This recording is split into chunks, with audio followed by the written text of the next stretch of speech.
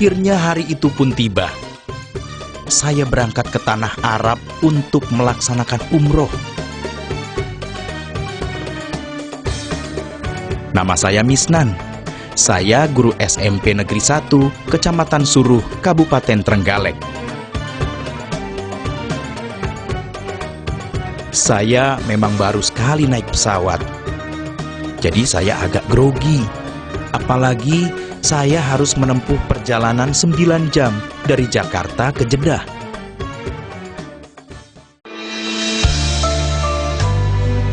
Perjalanan masih panjang, kami pun sholat di pesawat.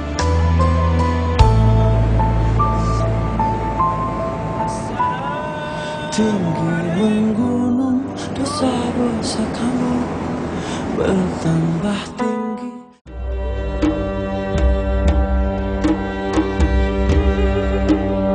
Tiba-tiba ada seorang jemaah sesak nafas. Kebetulan tidak ada dokter di pesawat. Beberapa orang yang punya pengetahuan tentang pengobatan, termasuk saya, mencoba membantu. Insya Allah, keadaan jemaah ini akan membaik.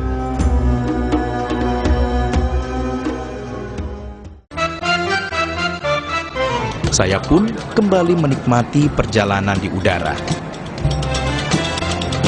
Sepertinya pesawat akan segera mendarat. Saya coba mengintip dari jendela. Betapa gersangnya tanah Arab ini. Assalamualaikum warahmatullahi wabarakatuh.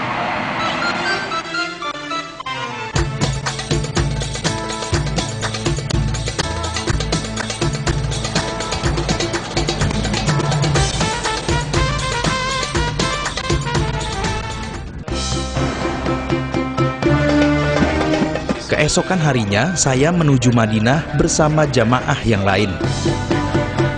Kami harus menempuh perjalanan selama 5 jam. Menjelang malam, saya tiba di Madinah. Akhirnya, inilah Masjid Nabawi di Madinah.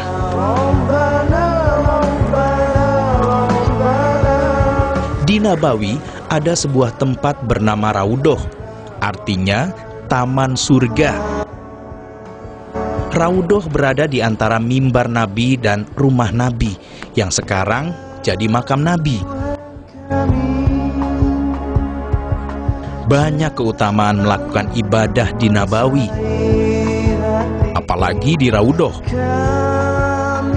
Saya pun berusaha memenuhinya, meski harus berebut dengan jemaah lain.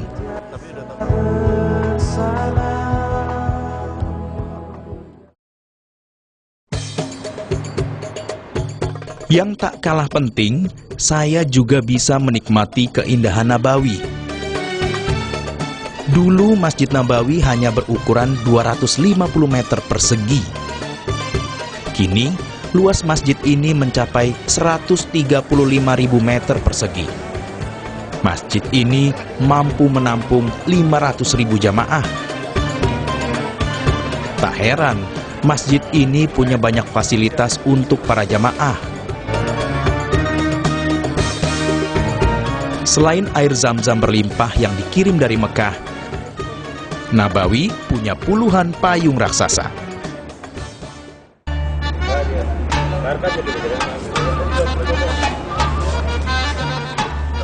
Di Madinah, saya sempat ziarah ke pemakaman Baqi. Inilah pemakaman umum di mana istri dan kerabat Nabi dimakamkan. Pemakaman Baqi berada tak jauh dari Masjid Nabawi.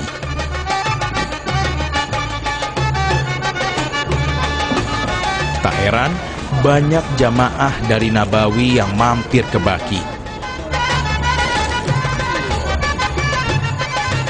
Saat di pemakaman Baqi, saya ditemani Ustadz Dev, seorang pemandu jemaah umroh.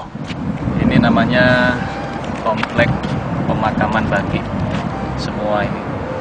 Boleh nanya, kalau di Indonesia itu makam itu tidak seperti ini. Kalau makam di Indonesia itu ada yang dibangun, dan sebagainya. Namun di sini nggak seperti hamparan yang luas, cuma ada batu-batu. Gimana nih ceritanya? Ya beginilah hakikat sebenarnya kalau orang itu sudah meninggal dunia. Sebenarnya mereka itu sudah pindah ke alam lain. Nah, sehingga apa yang sudah ada di dunia ini ditinggalkan. Untuk kuburannya pun juga ya diberi tanda batu seperti ini, ya kan, yang penting ada tanda, nggak ada tulisan nama atau apapun di nisannya. Ini pelajaran juga ya bahwa sehebat apapun manusia di dunia ini, kalau sudah meninggal dunia ya seperti itu.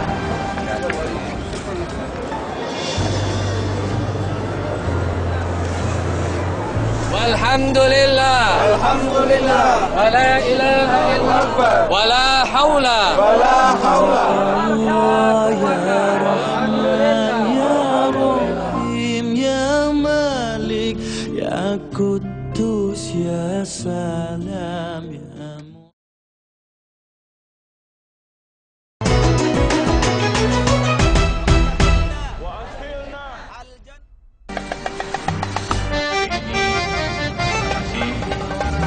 Sebelum meninggalkan Madinah, ada beberapa tempat yang akan saya kunjungi bersama jemaah lain. Salah satunya Masjid Quba.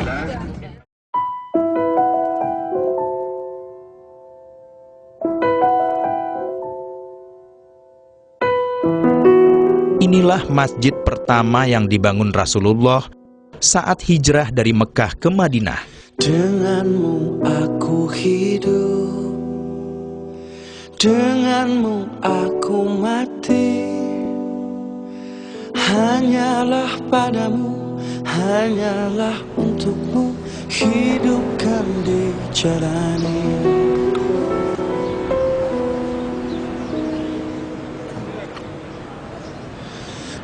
Saya menyempatkan diri melakukan sholat duha di Masjid Quba. Padamu ku berpasrah, hanyalah padamu, hanyalah untukmu, hidupkan di jalan. Terasa syahdu menunaikan sholat duha di Masjid Quba ini. Engkau Allah yang maha mendengar, Engkau Allah yang maha penyayang, Engkau yang mengampuni, Engkau yang memaafkan, Engkau Allah. Allah.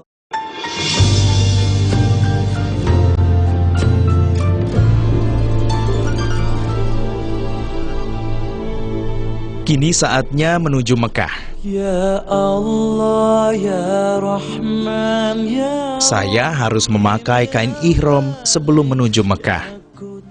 Sebab sesampai di Mekah nanti, saya dan jemaah lain langsung melaksanakan umroh.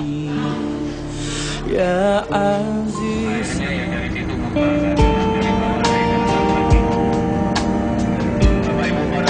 Butuh waktu sekitar 5 jam menuju Mekah. Sepanjang perjalanan, saya hanya menemukan padang pasir yang gersang.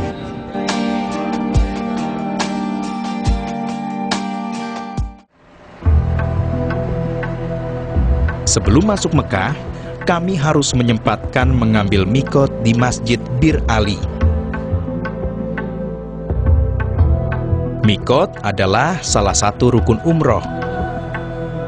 Di sini, jemaah melaksanakan sholat sunnah ihram 2 rakaat.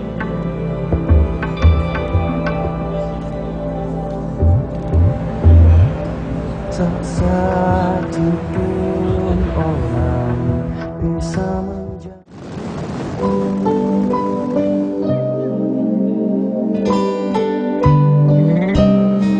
Saya agak deg-degan memasuki Mekah. Ada kikuk saat mendekati tempat suci tersebut. Seperti apa rasanya memasuki tanah suci yang banyak diidam-idamkan muslim sedunia? Akhirnya, inilah tujuan saya datang kemari. Datang menjadi tamu Allah, mengagungkan namanya. Saya seperti kehabisan kata-kata. Saya merasa kecil di hadapan Baitullah. Mungkin hal yang sama dirasakan jemaah lain, di mana ada daya tarik yang membuat saya terkesima pada mukjizat Ka'bah ini. Subhanallah.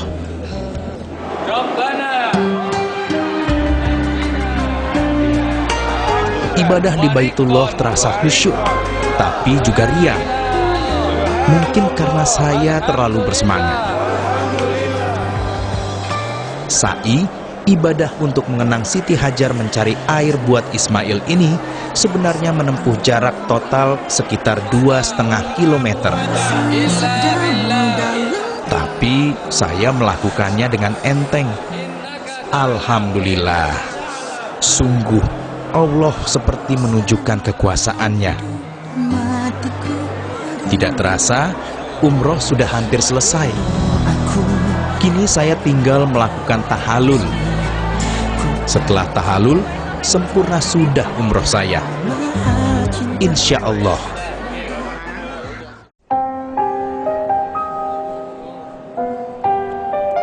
Ini perjalanan ibadah yang tak terlupakan.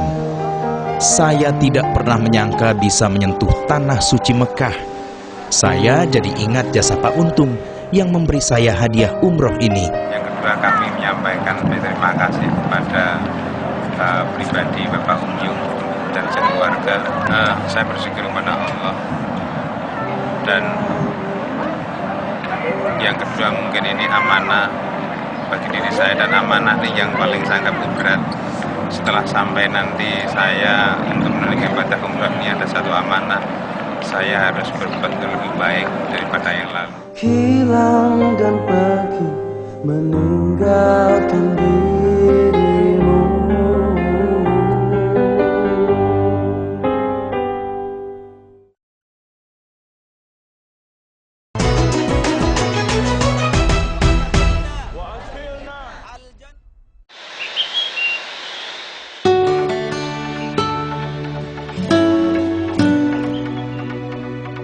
Trenggalek bukan sebuah kota besar, layaknya Jakarta atau Surabaya.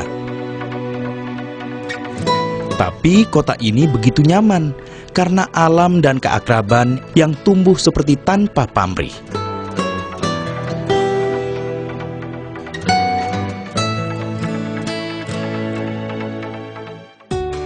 Saya menemukan kedamaian itu di antara kubangan lumpur dan senandung pengisi waktu.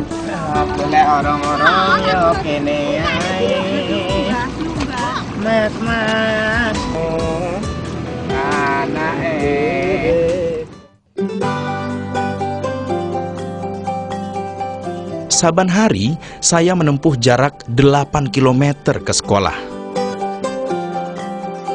Beruntung, Trenggalek tidak seruat Jakarta yang macet.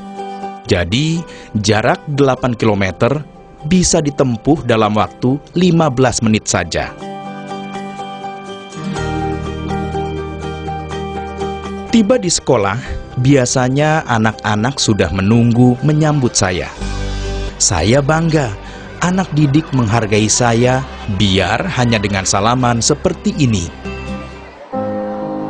Saya sebenarnya mengajar olahraga, namun saya mencoba lebih mendekatkan diri ke anak didik. Kebetulan saya menjadi instruktur dalam pemberian kelas motivasi. Kelas seperti ini bikin anak-anak lebih percaya diri. Selain itu, saya juga senang musik. Saya mencoba menularkannya ke anak didik.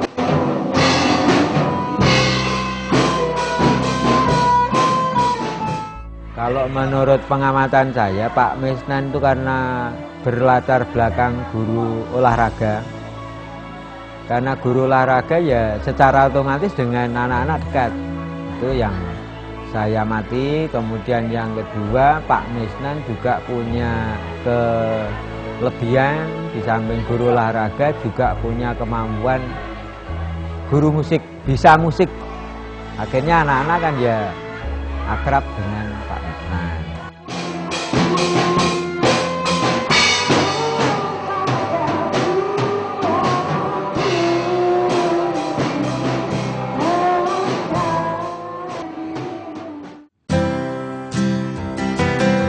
Itu sebagian cerita tentang Trenggalek. Kota ini memang kecil, tapi banyak orang Trenggalek punya cita-cita tinggi dan berhasil di kota besar. Yung Mustika contohnya. Sempat hidup susah, pengusaha yang biasa dipanggil Pak Untung ini kini jadi juragan perjalanan umroh haji. Penghasilan miliaran rupiah sebulan. Padahal dia pernah terlilit hutang miliaran rupiah. Boleh dibilang tagihan yang terjadi itu bukan lagi hitungannya bulan gitu, tapi boleh dibilang hari, minggu, setiap saat kita spot jantung. Tapi pada saat itu Pak Mesnan mengatakan gitu, coba diterenungkan, pernah nggak mengalami satu masalah yang dulu pernah mengalami seperti masalah yang kayaknya nggak akan ada jalan keluar. Tapi akhirnya gimana? Coba ditengok. Akhirnya lewat begitu saja. Kenapa? Karena hakikatnya Allah itu memberikan ujian. Itu tidak mungkin di luar batas kemampuan umatnya. Kami hanya memberikan